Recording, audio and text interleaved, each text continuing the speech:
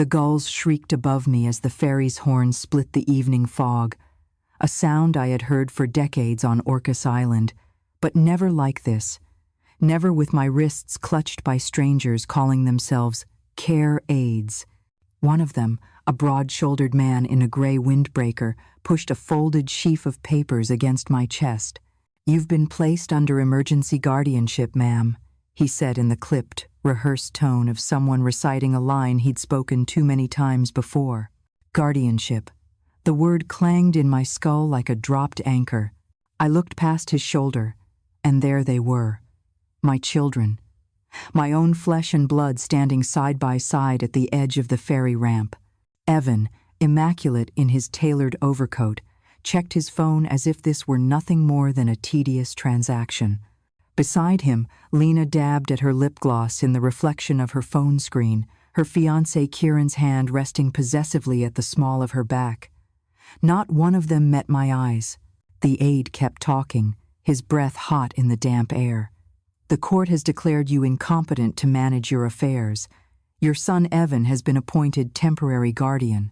I almost laughed, the sound sharp and bitter in my throat. Incompetent? I had run Cedar Sky orchards through storms that flattened neighboring farms. I had buried a husband with dignity and kept our cider flowing when cancer stripped him to bone and shadow. And now, 3 weeks after laying Rowan in the earth, my children stood before me claiming I was unfit to choose where I slept, what I owned, or even the thoughts in my own head. The woman aide reached for my handbag. "We'll need your phone, your identification, any keys." Instinct snapped through me.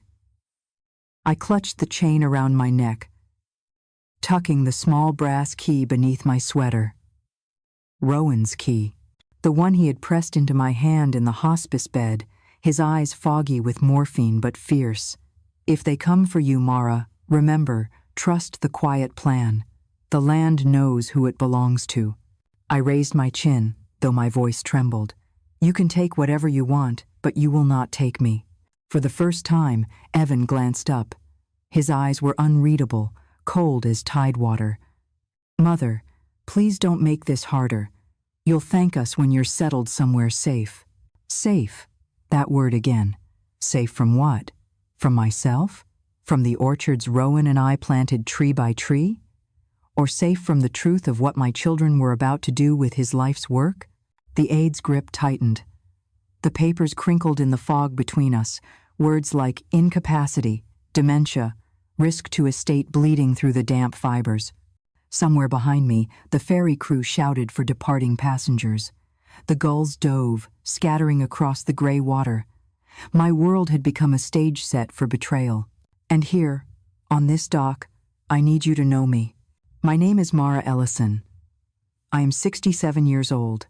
For 42 years, I was wife to Rowan Ellison, partner, orchardist, mother, and the quiet keeper of Cedar Sky Orchards, the cidery that clings to the cliffs above the Salish Sea. I am not incompetent. I am not finished. And the story you are about to hear is one I never thought I would tell. But I will tell it because if it happened to me, it could happen to anyone. So, if you are listening, if you've ever been betrayed, underestimated, or nearly erased by those who should have stood beside you, I ask this: stay with me. Don't turn away when it gets dark, because it will. Like this video, share it if you must, and most of all, leave a comment if you faced your own storm. Because what came next on that dock would change everything, not just for me, but for the children who thought they had broken me.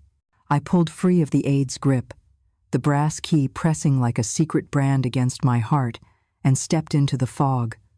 The ferry's horn blared again, but this time I was already moving, already choosing.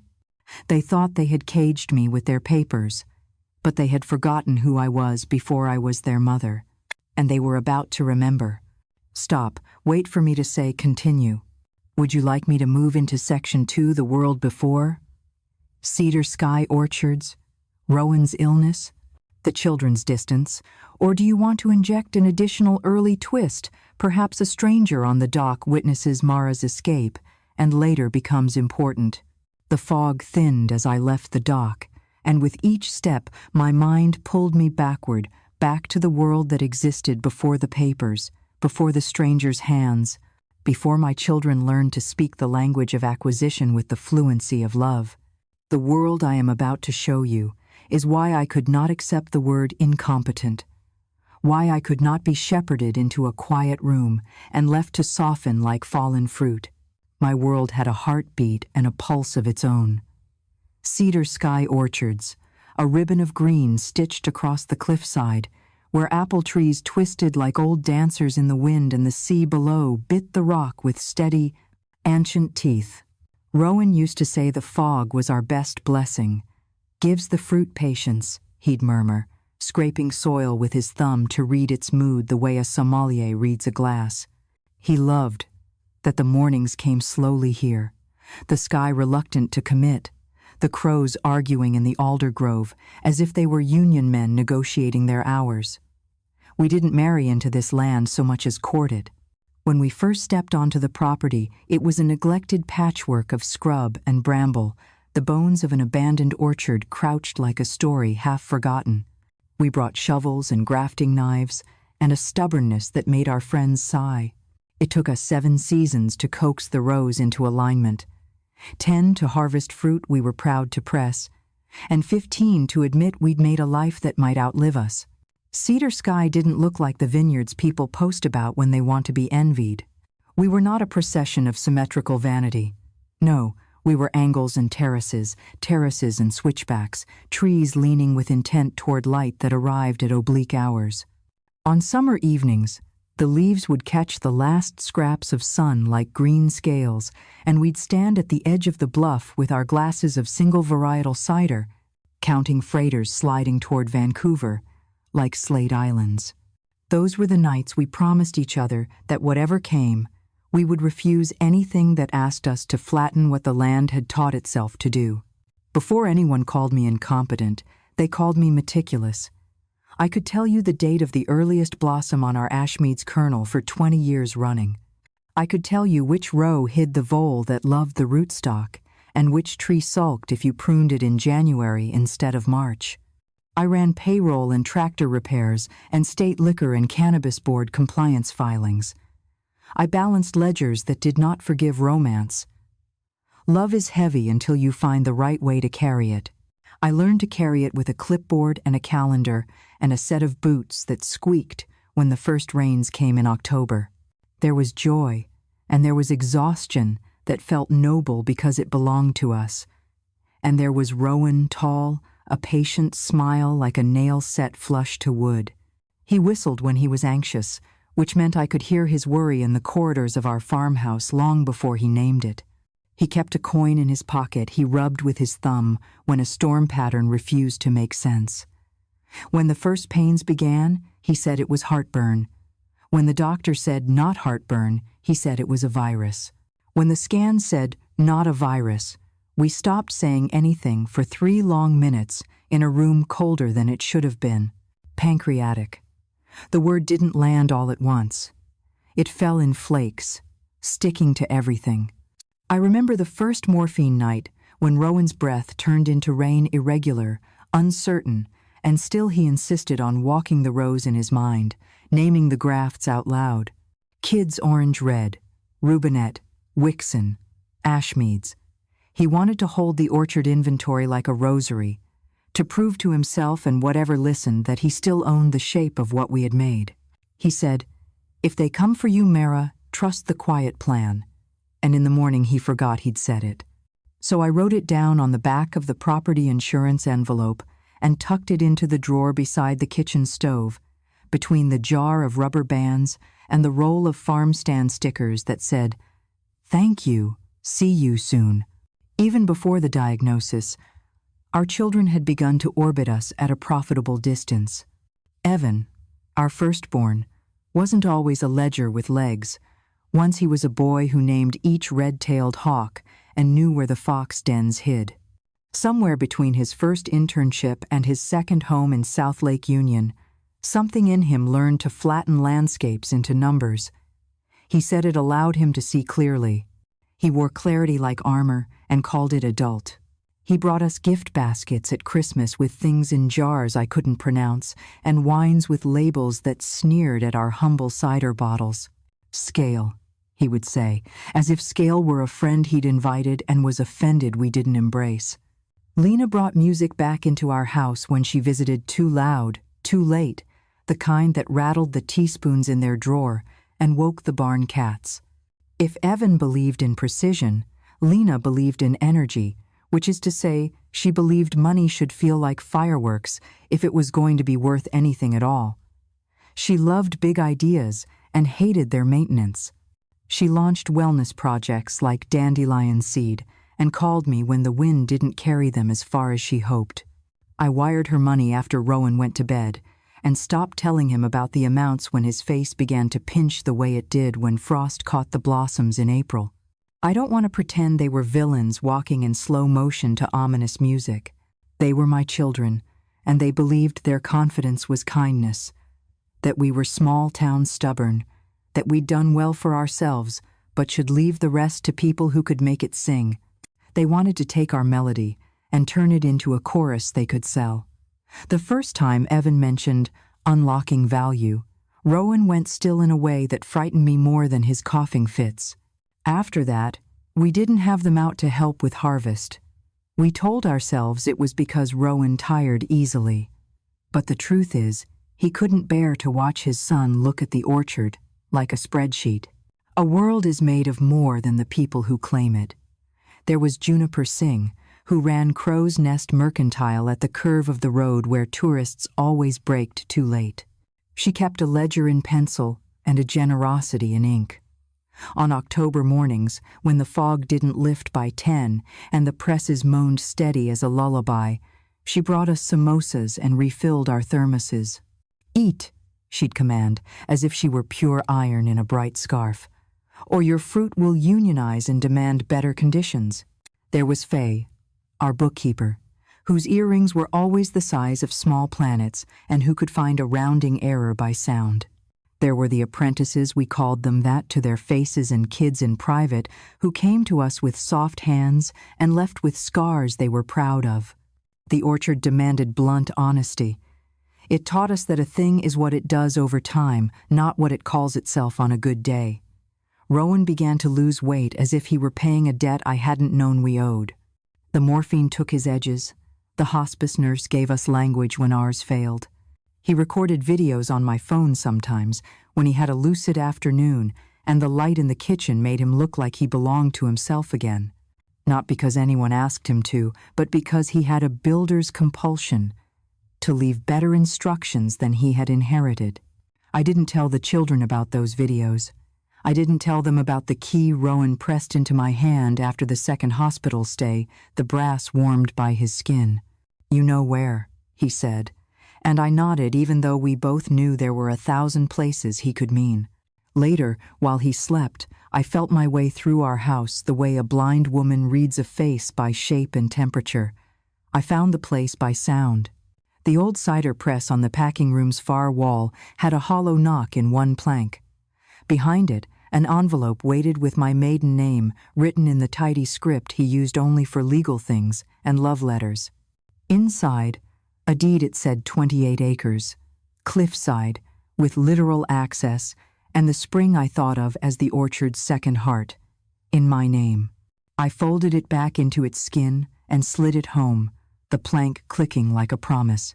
When Rowan died, the house sounded wrong. Doors sighed in complaint at the wrong hours. The refrigerator motor rasped like a smoker. The orchard kept its appointments blossom, set, thin, harvest while my days arrived like strangers, too polite, avoiding eye contact. I thought grief would make the children softer. Instead, it made them decisive, and it made me quiet. There is a myth that quiet is empty. It isn't. That winter, my quiet filled with the inventory of what I would not allow, and the first item I wrote, in the margin of the ledger, just to see it in ink, was simple. I will not be erased. If you have ever loved a piece of land, you know it will tell you who it is if you stop insisting. Cedar Sky had opinions. It hated ornamental anything. It loved a certain way of stacking the press boards left, right, left, that made the juice run clear. It punished our hubris when we tried to plant a fashionable variety on a wind-exposed terrace by dressing it in scab and sulk. It forgave us when we learned. That's why when Evan and Lena began using words like entitlement and transition planning, I felt a cold back-of-the-neck certainty. They weren't listening to the land at all. They were listening to a future in which they never had to get mud on their shoes again. You know the rest, or the beginning of the rest. The funeral, the brunch that smelled like lemon and performance, the papers, crisp with confidence, my name rewritten as a liability. But before those, there were mornings when Rowan's laugh rose with the press steam, and my hands found the rhythm of work that had married me to my life. I hold those mornings like a knife in my pocket, sharp enough to cut lies in half. I hold them now as proof that the person they tried to drag off that dock was not a woman losing her way, but one who had memorized every path out of the orchard and could walk them in the dark. The morning after Rowan's funeral should have been about memory, about stories murmured over cooling coffee, about the scrape of chairs against the kitchen floor as we reached for laughter in the absence of his voice. Instead, my kitchen became a boardroom. The lace curtains Rowan had chosen 30 years ago fluttered in the draft, but the air inside the room was thick with calculation. Evan sat at the head of the table as though he had always belonged there. He had brought his city posture with him, straight-backed, legs crossed, watch face tilted to catch the light. Lena drifted in behind him, her silk blouse too bright for morning, her hair curled like she was auditioning for someone else's life. And Kieran, her fiancé, lingered in the doorway with a smirk that didn't quite fit the occasion. He didn't belong to this house, but he acted like he owned it. I had brewed simple coffee, the kind Rowan preferred, dark, straightforward, brewed in the battered French press we bought our first year here. Evan ignored it and produced his own thermos, sleek steel engraved with a corporate logo I didn't recognize. Lena wrinkled her nose at the mugs as though memory itself offended her. And then, without ceremony, Evan placed a folder on the table. "Mother," he began, voice smooth, practiced, and devoid of hesitation. "We've been talking.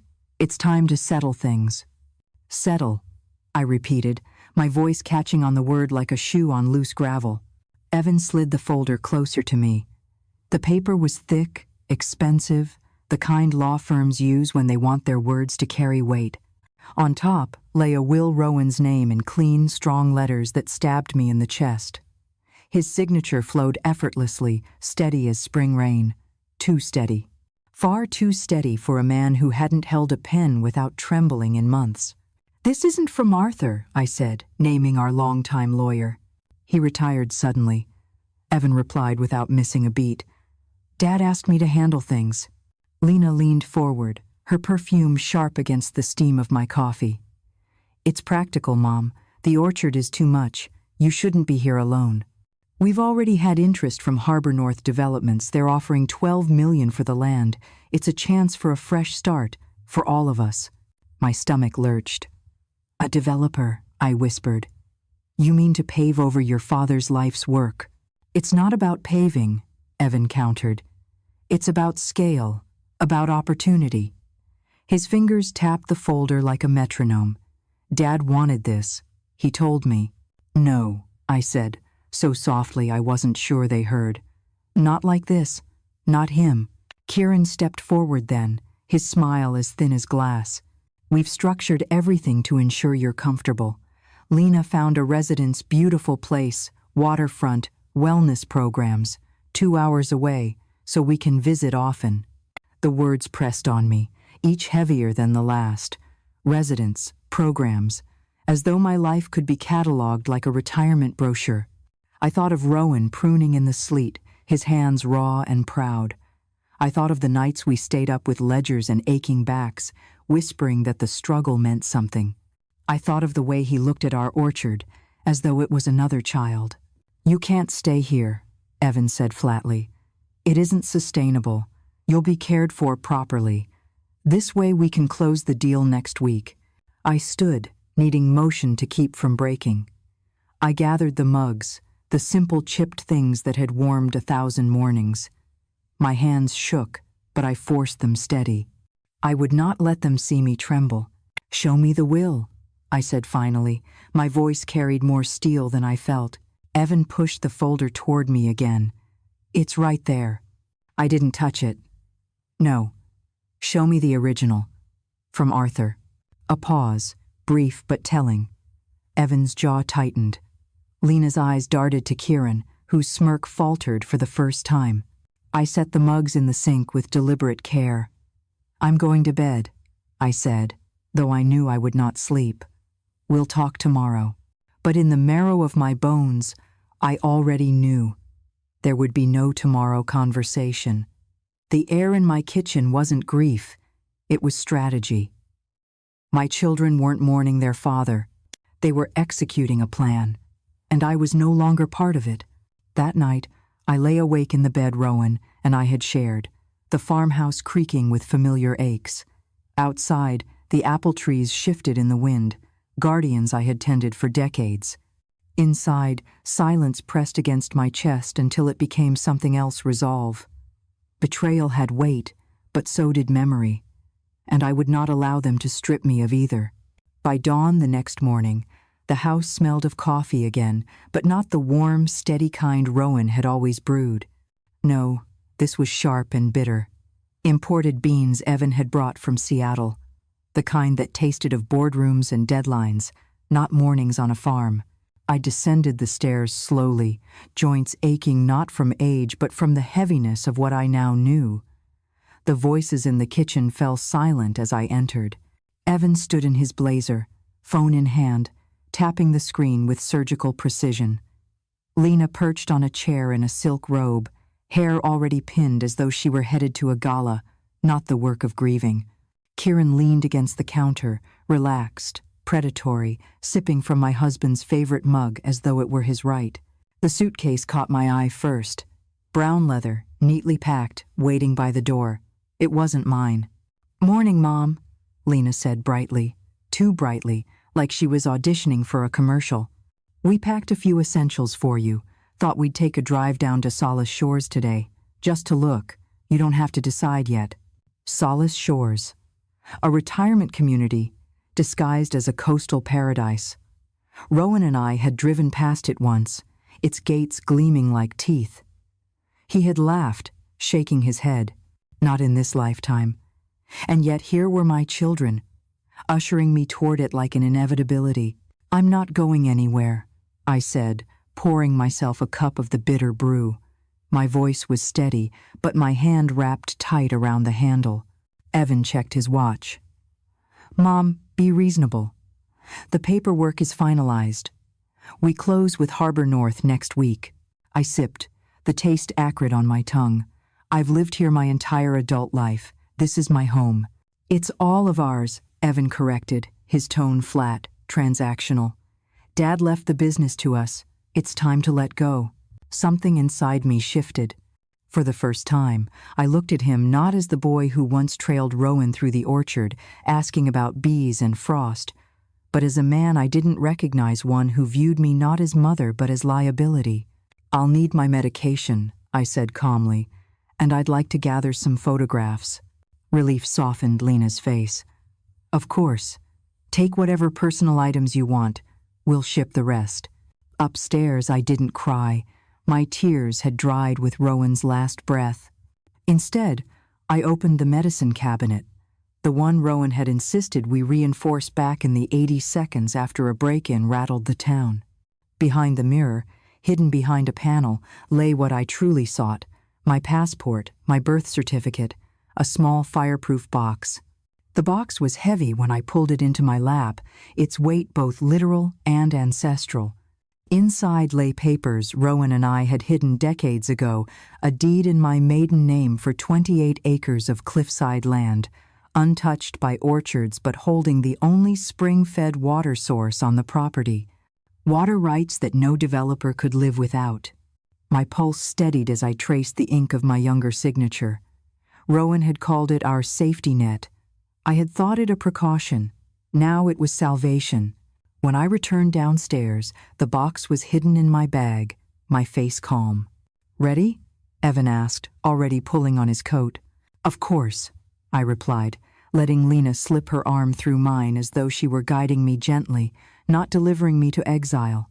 The car hummed to life, and we drove past the orchards, their branches heavy with early blossoms.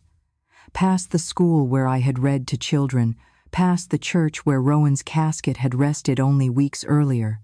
But instead of heading south towards Solace Shores, Evan turned onto a remote county road. The pavement gave way to gravel, the air heavy with salt and cedar. My heart thudded with realization. 20 minutes later, the car rolled to a stop on the shoulder of an empty stretch. The sea glimmered in the distance, vast and merciless. "This is where you get off, Mom," Evan said, as casually as if announcing a gas station stop. Lena's smile faltered. "Evan, what?" "She'll contest the will, make scenes." "This is cleaner," he said coldly. "She has clothes, her meds. There's a gas station 5 miles up." He opened my door, his expression unreadable, final. And just like that, they left me standing on the side of the road with nothing.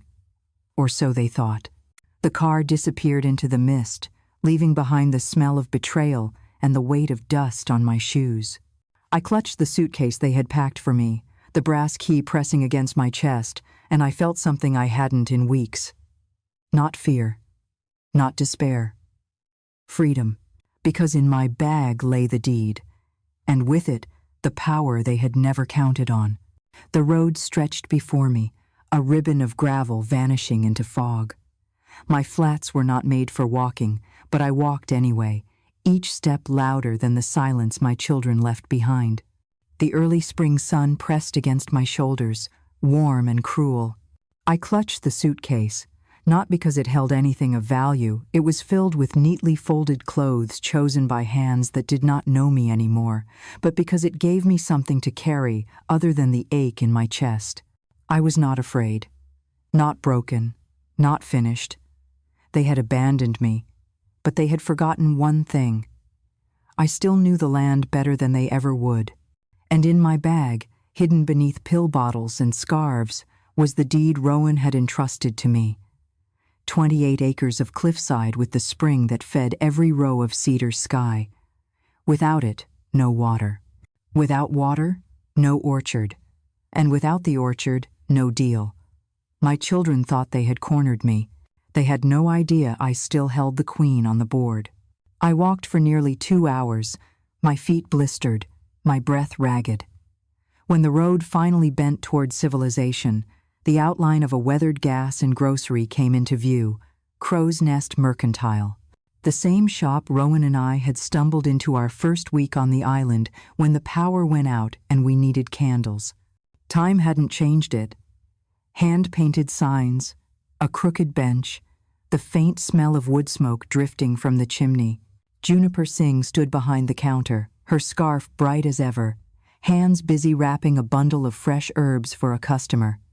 She had known me for 30 years, known Rowan for 35. Her eyes widened as I pushed through the door, suitcase dragging behind me. "Mara?" she said, setting the bundle aside. "You look like you walked out of a storm." I sank onto the bench by the window, my legs trembling. "Just resting," I managed, though my voice cracked. Juniper wiped her hands on her apron, came around the counter, and crouched in front of me. "No, this is not resting. This is surviving." "What happened?" I stared at the cracked linoleum floor, words catching in my throat. If I spoke them aloud, they would become too real. "They left me," I whispered finally. Her brows drew together. "Who?" "My children. After the funeral. They want the orchard. They forged." My voice faltered, and the fury I had been holding back surged through me, shaking my hands. "They want to erase me, Juniper, and they almost did." She placed her palm over mine, steady and warm. "Almost is not the same as done. Do you need to use the phone?" I nodded, and she guided me to a back office lined with old filing cabinets and shelves of outdated tourist maps. The rotary phone sat heavy on the desk, its cord frayed but functional. My fingers remembered the number before my mind did, dialing by muscle memory. The line clicked. A familiar voice answered.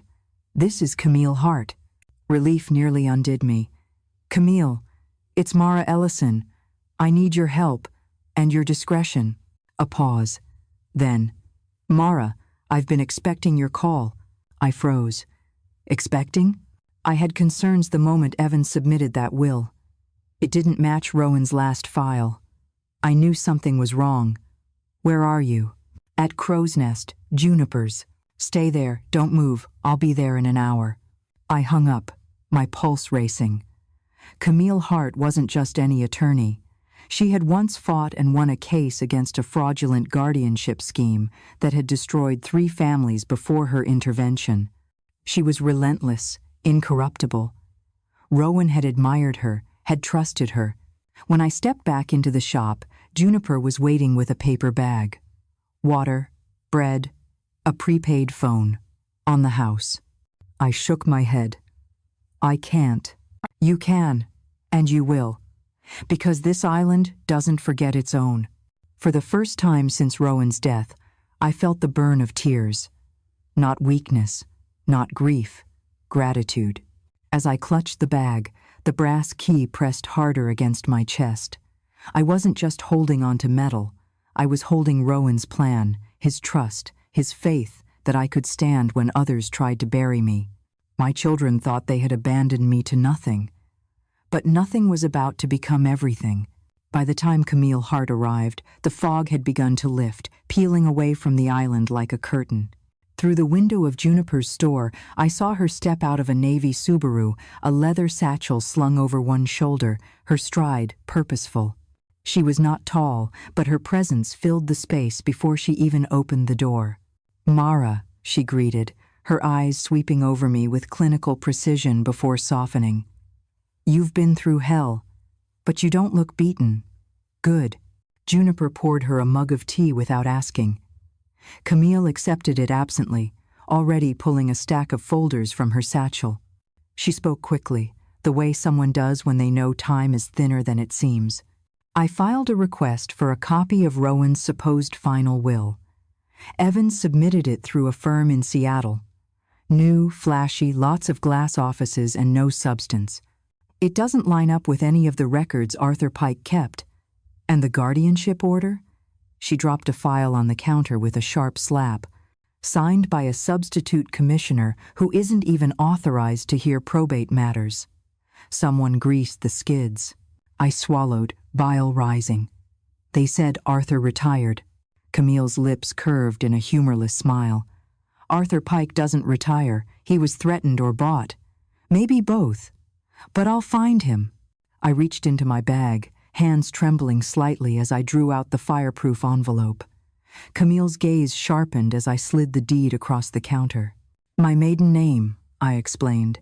28 acres, cliffside, with the spring. She unfolded the document with reverence, as though it were scripture. Her eyes flicked over the notary seal, the survey maps. Then she let out a slow whistle. "This isn't just land," she said. "This is leverage. The only natural water source on the estate? Harbor North can't build a shed without it, and your children didn't disclose it. Which means any developer who proceeds is stepping into a minefield." Relief mingled with fury in my chest. Rowan made me promise to trust the quiet plan. This was it. Camille nodded. "And now we weaponize it." She tapped the deed with a fingernail. "I can file an emergency injunction to freeze the sale within 24 hours, and we'll challenge the guardianship order as fraudulent. But Mara," her eyes pinned mine, sharp and unyielding, "this won't be tidy. They'll fight back, and it may get ugly." I thought of Evan's cold expression, Lena's faltering smile, Kieran's smirk. They had already abandoned me by the roadside like refuse. How much uglier could it get? "Let it," I said. "I've already lost everything once. I won't lose it again." Camille smiled, then thin, approving. "Good. I like clients with teeth." At that moment, the bell over the door jingled. A man in his 30s entered, his hair tousled by sea wind, a recorder slung around his neck. He greeted Juniper with a wave, then spotted Camille. "Miss Hart," he said, voice quick with energy. "Theo, Marine, you returned my messages about Harbor North?" Camille raised an eyebrow, but gestured him closer. "Mara, this is Theo, investigative journalist. He's been tracking Harbor North's offshore deals." Theo's gaze flicked to me, curious, respectful. "You must be Mrs. Ellison. I've heard about your orchard." He pulled a notebook from his jacket. "Harbor North is a shell, you know. Their investors trace back to Cayman accounts tied to—" He paused, eyes narrowing. "Tied to a fund where Evan Ellison sits as an advisor." My stomach dropped. "My son." Theo nodded grimly. "If Harbor North collapses, so does Kieran's little empire. They needed your land to launder legitimacy. Without it, their whole house of cards wobbles." Camille's smile sharpened. "Then let's push it over." I leaned back against the counter, breath unsteady. The betrayal ran deeper than I had imagined. My children weren't just selling their father's legacy. They were gambling it away to cover debts and lies. But they had underestimated me. They thought they had stripped me of power. They had forgotten what Rowan and I built with our hands, our sweat, our stubborn refusal to yield. And now, with Camille's law, Theo's truth, and Juniper's loyalty, I was no longer alone. The land had chosen its guardian, and it was me. That night, I stayed in Juniper's upstairs guest room, the one with quilted curtains and a view of the harbor. I didn't sleep much. Every creak of the floorboards, every groan of the old house felt like the orchard calling to me across the water, reminding me what was at stake. I lay awake, clutching the brass key around my neck, Rowan's voice echoing, "If they come for you, trust the quiet plan." At dawn, Camille returned, her Subaru dusted with pollen. She looked sharper than the night before, her hair pulled back, her eyes alight with purpose. She dropped a thick manila envelope onto Juniper's kitchen table. "Emergency injunction filed," she said briskly. "A judge signed it at midnight. Harbor North can't touch the estate until we resolve the ownership dispute." I let out a breath I hadn't realized I'd been holding. "So they can't sell?" "They can try," Camille said, pouring herself coffee. "But any transfer is now frozen, and with your deed," she tapped the envelope, "we control the water rights. No water, no orchard. No orchard, no resort.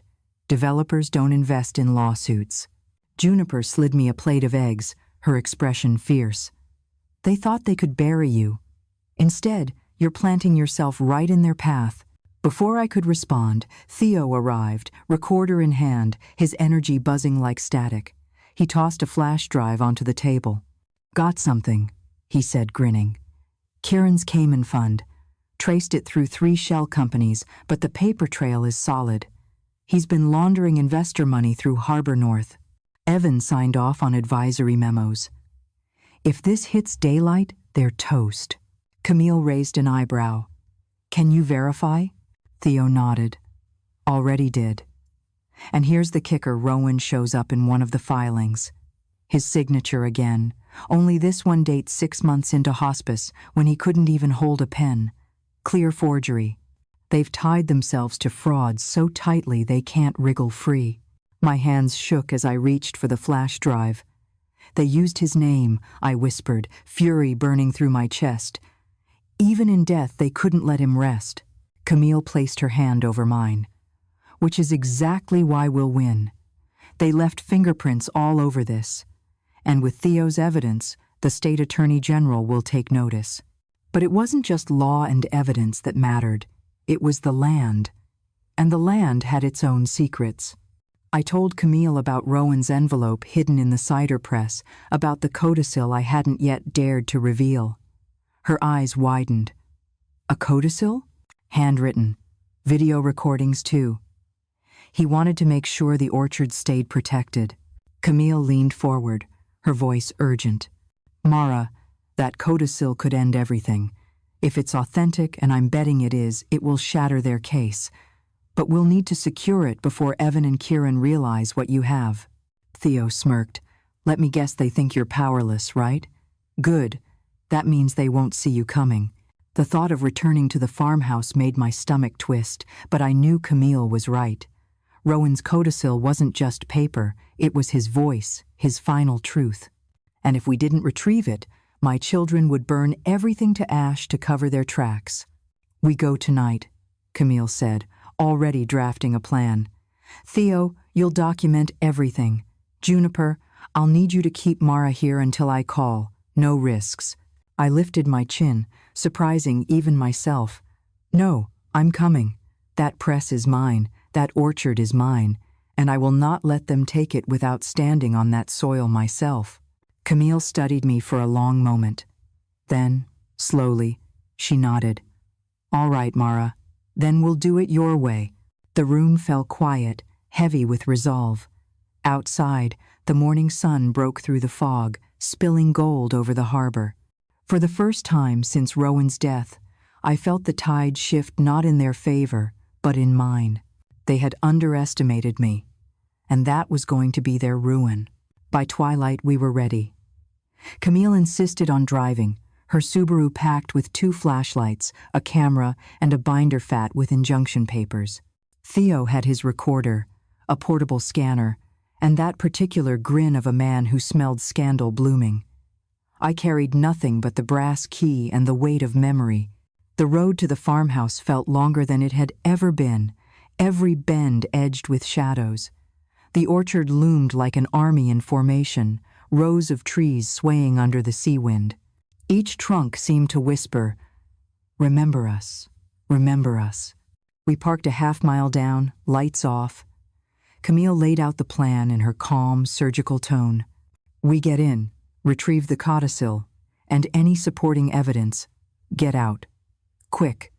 If Evan or Kieran show up, I handle them legally. Theo, you film.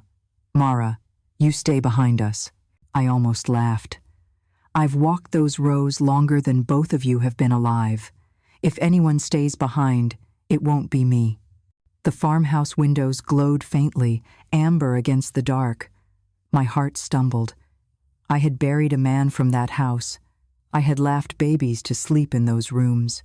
Now it stood occupied by strangers who happened to share my blood. We slipped through the side door, the hinges groaning in familiar protest. Inside, the air reeked of something alien. Imported coffee, sharp cologne, the sterility of new money. My kitchen table, my sanctuary, was littered with contracts and spreadsheets. I tightened my jaw. "The press," I whispered. "Back room." We moved quickly, Theo filming in silence. The packing room smelled of apple pulp and dust. My hands found the hollow plank without thought. The brass key slid into place, the mechanism clicking like a heartbeat. The panel eased open.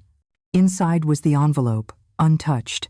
My name in Rowan's handwriting, his last, steady scrawl. My hands trembled as I pulled it free. Within, the codicil, dated, witnessed, unmistakably his. And a USB stick, marked in his careful script, for truth. Theo leaned closer, eyes wide. "This is it. This is the nail in their coffin." But before relief could settle, headlights swept across the window. A car door slammed. Voices rose, sharp and familiar. "Evan and Kieran." Camille's hand shot up. "Stay quiet." We crouched in the shadows as footsteps echoed through the house. Evan's voice was tight with anger. "I don't care what it costs, Kieran. That land closes this week, injunction or not."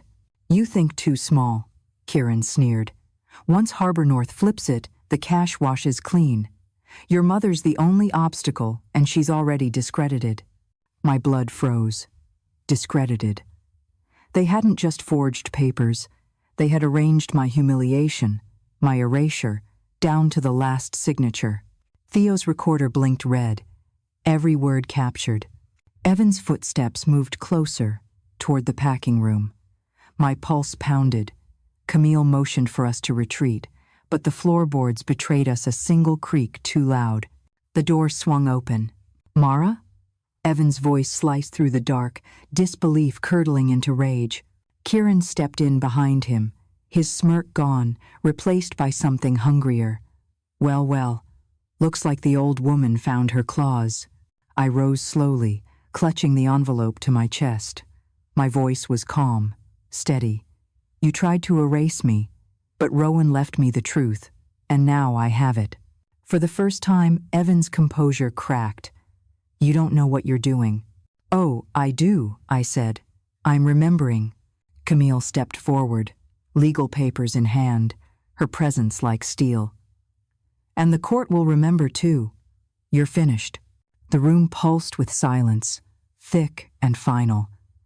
They thought they had cornered me.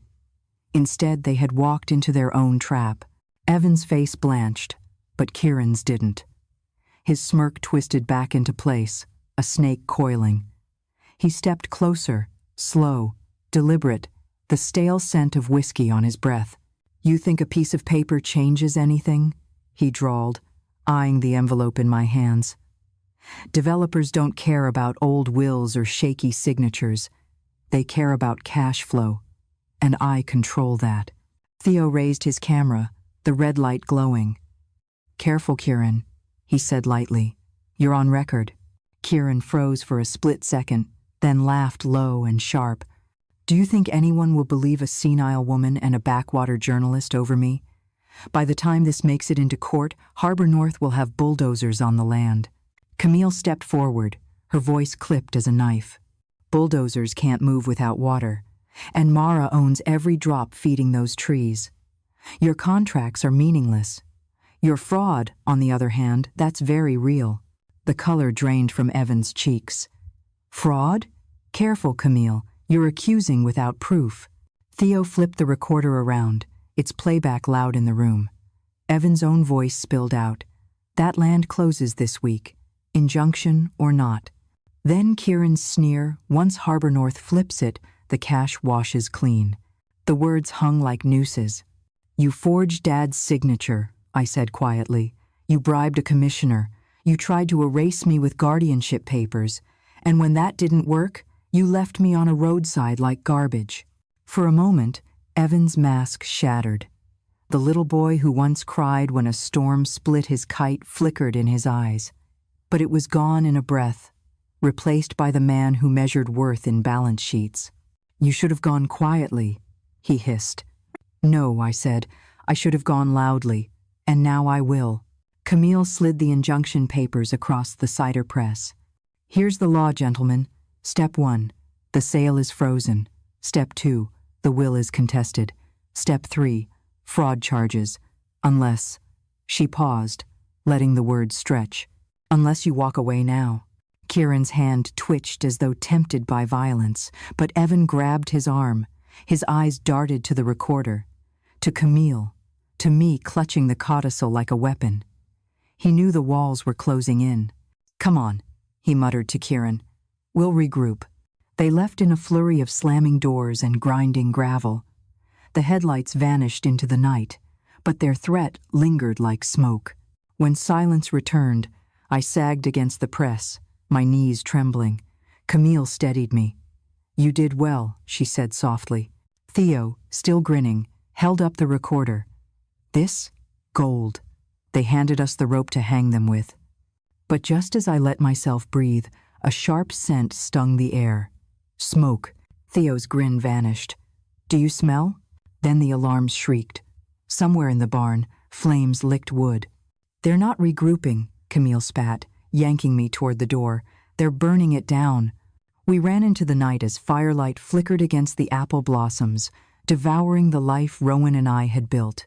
The barn crackled like a funeral pyre, its rafters glowing orange against the night. Smoke clawed the sky, thick and choking, as sparks leapt into the orchard rows. I stood frozen for a moment, heart hammering, watching 30 years of harvest burn. No! The word ripped out of me, raw and guttural. Camille grabbed my arm. We need water fast. Theo was already sprinting toward the shed, hauling out hoses, shouting for help into the night air. But even as he fumbled with the nozzle, I knew the cistern wouldn't keep up with fire like this. Not unless the spring-fed lines were intact. And those lines ran through the 28 acres in my name. The fire was deliberate. Evan and Kieran had waited until we had proof in our hands, and then they lit the orchard's heart, hoping to incinerate not just the barn, but the evidence, the land's memory. Juniper's truck roared up the drive, headlights bouncing across the fields. Her nephew Arun leapt from the bed with 2 fire extinguishers, face grim. We called the volunteers, but they'll take time. Camille and Theo attacked the flames with hoses, Arun blasting the smaller flare-ups near the door. I staggered forward, shielding the codicil under my coat, and stared at the cider press silhouetted against the blaze. That old wooden frame had hidden Rowan's secret all these years. Now it stood defiant, smoke curling around it, refusing to collapse. I whispered to it like a prayer. "Hold on. Just hold on." For nearly 20 minutes, the fight raged. Smoke seared my lungs, tears streamed down my face, but the fire slowly bowed to the combined will of water, sweat, and stubbornness. When at last the flames sputtered into embers, the barn stood blackened but not gone. The press was scorched but intact, stubborn as Rowan himself. I sank to my knees in the mud, shaking. My hair smelled of smoke, my clothes of ash, but I still clutched the envelope. Still had the deed. Still had Rowan's voice on that USB stick. They wanted to erase everything, I rasped. But they failed. Camille crouched beside me, her face streaked with soot. They failed because you're still standing. Theo sat on the steps, coughing, recorder miraculously dry. And because we have this, their words, their fire. It's all evidence now. We'll bury them in their own ashes. Arun, barely 20, looked at me with wide eyes. "Mrs. Ellison, people will know. We all saw. Everyone on the island will hear about this." I stared out at the orchard, Rose shrouded in smoke but still upright, still breathing. My heart clenched. They had underestimated me once again. And in doing so, they had turned the island itself into my witness. For the first time since Rowan's funeral, I smiled. Not from joy, from resolve. "Good," I whispered. "Let them all know. Because this fight has only just begun." Morning brought silence, heavy and watchful. The barn still smoldered, its rafters charred skeletons against a pale sky. I stood at the edge of the orchard, smoke stinging my eyes, and listened not for the crackle of flame, but for the orchard's voice. The rows were singed, but alive. Blossoms clung stubbornly to branches, defiant in the gray light. I pressed my hand against the bark of the nearest tree. "We're still here," it seemed to say. Camille arrived just after dawn, legal pad tucked under her arm, her clothes still smelling faintly of smoke. She was brisk, composed, but her eyes betrayed fury. "The fire marshal already suspects arson. I made sure the sheriff's office logged it. If Evan or Kieran thought this would scare you off, they just handed us leverage." Theo came too, with his camera slung across his chest. He'd stayed up half the night uploading footage, syncing audio, sending copies to 3 different cloud drives. "If they try to destroy my files, it won't matter," he said. "The story is already moving." He grinned, grim and electric. "And wait until you see what Arthur gave me." The name jolted me. "Arthur Pike? You found him?" Theo nodded. "He didn't retire. He was hiding." But Camille convinced him to talk. Camille pulled a slim folder from her bag and laid it on the hood of her car. Arthur had a duplicate of Rowan's last will, properly signed and notarized. He also kept affidavits from Rowan's hospice nurse, confirming his cognition at the time. The version Evan filed? A forgery. Sloppy, too.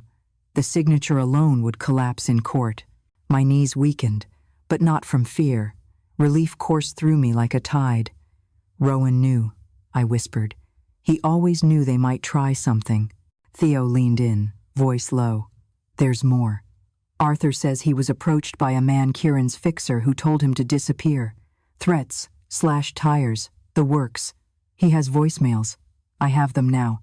The orchard seemed to lean closer, as though listening. Rowan's plan was unfolding, piece by piece, the quiet strategy he had whispered about from his hospice bed. The codicil, the deed, Arthur's hidden files, it was all falling into place. But Camille wasn't finished. She pulled another document free, crisp and damning. This is the guardianship petition Evan filed. The neuropsych report attached to it, signed by a clinician who doesn't exist. The license number belongs to a doctor suspended years ago in Oregon. Whoever wrote this was bought. My stomach twisted. They didn't just want the land. They wanted me gone. Not gone, Camille corrected sharply. Controlled. Your name stripped of authority. You would have become a ghost in your own house. I thought of the ferry dock. The papers pressed into my chest. Evan's eyes cold. Lena's smile rehearsed. They had planned to erase me as neatly as they had planned to erase the orchard. And yet here I stood, holding proof of their fraud in my smoke-stained hands. Theo lifted his camera, catching my profile against the orchard rose. Say something, he urged softly. I looked into the lens, into the future where my children would watch their lies collapse, and I spoke with the steadiness I hadn't known I still carried. You tried to silence me. You tried to burn what I built, erase what I loved. But you forgot I am the roots. I am the water. I am the land you thought was yours to sell. And I will not go quietly. Theo lowered the camera, his expression reverent. That's it, he murmured. That's the story. Camille closed her folder, satisfied. Next step is court. We file to vacate the guardianship, challenge the will, and freeze Harbor North until this is settled. She looked at me, her gaze steady as iron. Mara, you're not just fighting for land anymore. You're fighting for every elder they thought they could steamroll. You ready for that? I glanced at the orchard, smoke curling around the stubborn blossoms, and I felt Rowan's presence like a hand on my shoulder. Yes, I said. I'm ready. The courthouse on the mainland smelled faintly of disinfectant and old paper. Its marble floors echoed with the shuffle of lawyers, clerks, and strangers waiting for verdicts that would redraw their lives. Camille walked at my side, her stride a mixture of confidence and fury. Theo trailed behind, recorder discreetly tucked in his pocket, eyes flicking to every detail as though the walls themselves might testify. Inside the probate chamber, it seemed the entire island had gathered. Neighbors from town, orchard workers, even Juniper and Aron faces I had known for decades filled the benches. Their presence buzzed with quiet solidarity, like the low hum of bees in blossom. At the far table, Evan and Lena sat flanked by attorneys in sleek suits. Kieran lounged between them, his cufflinks catching the fluorescent light, his smirk intact. The commissioner presiding looked unimpressed by the circus of it all. She adjusted her glasses, scanned the docket, then gestured toward Camille. Petitioner may proceed. Camille stood, her voice crisp and unwavering. Your Honor, we are here to vacate a fraudulent guardianship order imposed on my client, Mrs. Mara Ellison, and to contest a forged will submitted by her son, Evan Ellison. We will present documentary, testimonial, and digital evidence of fraud, coercion, and arson attempts tied to this matter. A murmur rippled through the room. Evan shifted in his chair, jaw tight. Then Camille pressed play on Theo's recorder. Evan's voice filled the chamber. That land closes this week, injunction or not. Then Kieran's sneer. Once Harbor North flips it, the cash washes clean. The words hung in the air like smoke. Gasps rose from the benches. Even the commissioner leaned forward, eyes sharp. Camille let the silence stretch before she spoke again. Your Honor, the orchard is not merely property. It is sustained by a single spring located on a separate deed recorded decades ago under Mrs. Ellison's maiden name. Without her consent, no transfer of the estate can be lawfully completed. This was concealed from the court, from potential buyers, and from Mrs. Ellison herself during an attempted guardianship scam. Evan's lawyer sputtered to life, objecting on technicalities. But Camille was ready. She slid forward Rowan's handwritten codicil, notarized affidavits from Arthur Pike, and the USB stick with Rowan's video testimony. The screen in the courtroom flickered, and then Rowan's face appeared wan, thin, but unmistakably alive in his words. "If you are seeing this," his recorded voice said, "then someone has tried to erase my wife's authority. Know this: Cedar Sky Orchards belongs to Mara until the day she chooses otherwise. No sale, no transfer, no guardianship can override her hand." The room stilled. For a heartbeat, I thought I heard Rowan's breath in the pause, the echo of his resolve filling the chamber. Lena buried her face in her hands. Evan's skin went pale, his composure cracking like glass under heat. Kieran muttered something under his breath, but the smirk was gone. The commissioner folded her hands. "This court finds the guardianship petition invalid, the will presented by Mr. Ellison fraudulent, and all related transactions suspended pending further investigation." Her gavel struck once, clean and final. "Mrs. Ellison, your authority is restored in full." Applause erupted, soft at first, then growing as neighbors rose to their feet. Juniper clapped, tears shining on her cheeks. Theo's recorder captured every sound, every gasp, every word. I sat back in my chair, breathless. For the first time in weeks, my name was mine again. Evan slumped in his seat, eyes dark with a mix of anger and shame. Lena reached for him, whispering something I couldn't hear. "And Kieran?"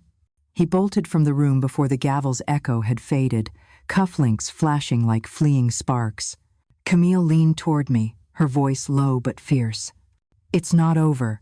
The state attorney general will take this up. Fraud, forgery, elder abuse. But you've already won the most important battle. You're free. Free." The word tasted strange, almost foreign. But as I looked at the crowd at my orchard family, my community, I realized it was true. They had tried to erase me. Instead, I had spoken louder than their betrayal. Freedom did not arrive quietly. It thundered through the island like a storm. By the next morning, every porch, every cafe, every ferry line buzzed with talk of the hearing. Evan Ellison tried to strip his mother of her rights. Kieran lit the fire. Rowan's voice came back from the grave to defend her. The story spread like pollen on the wind, unstoppable. But freedom also carried ashes. The barn stood blackened, cider barrels cracked like fallen soldiers. Every time I passed the charred beams, I felt Rowan's absence sharper, as though the fire had consumed part of him too. Yet the trees still blossomed, defiant, their petals drifting across the scorched earth. They whispered resilience. Camille worked tirelessly, filing motions, speaking with investigators, arranging protective orders. Theo uploaded the recordings to multiple encrypted drives and began drafting his exposé. "Once this runs," he told me, eyes gleaming, "Harbor North won't just back out, they'll disintegrate." But amid the wreckage, a revelation came. That evening, a young woman arrived at Juniper's store. She wore a windbreaker, her hair tucked under a knit cap, a satchel slung across her chest. Her eyes familiar, steady locked onto mine. "Maya." I breathed, my throat tight. My daughter by law, not blood. The girl Rowan and I had taken in at 16, a foster child with more scars than smiles. We had never announced her adoption publicly. Rowan wanted her protected, safe from the spotlight of Evan and Lena's ambitions. Now she was 22, studying environmental policy in Portland and standing in front of me like a secret finally ready to be told. She hugged me fiercely, her voice muffled against my shoulder. Dad told me this day might come. He made me promise to wait until they showed their true faces. She reached into her satchel and pulled out a sealed envelope. The handwriting on the front was Rowan's, unmistakable. My hands shook as I tore it open. Inside was a letter, dated months before his death. "Mara," it read. "If Evan and Lena try to erase you, Maya is the heir. I trust her with what we built. She knows the land. She will fight beside you when the time is right. Tears blurred my vision. Maya placed her hand over mine. Dad wanted Cedar Sky protected forever. He drafted the conservation easement with me. I've already spoken with Salish Land Trust. They're ready to file as soon as you sign. The codicil had been powerful. But this was the final safeguard Rowan had crafted in secret, the ace he had hidden not just for me, but for Maya. Juniper gasped, pressing her hands together. The spring, the orchard, the shoreline, it would all be untouchable. No developer could ever touch it again. I looked at Maya, my heart swelling with something deeper than relief. Pride, hope, continuity. They thought they'd buried me, I said, my voice steady. But Rowan planted us a new root, and now it's time to grow. That night, as we sat around Juniper's kitchen table, Camille drafting papers, Theo recording testimonies, Maya sketching land maps, I felt the weight of betrayal lift, piece by piece. My children had abandoned me, but my chosen daughter had returned, and with her came not just survival, but legacy. The orchard would not die. It would transform. News of Maya's arrival spread as swiftly as the fire had. By the weekend, the island was split, neighbors whispering in the cafe, dockworkers trading theories at the ferry landing.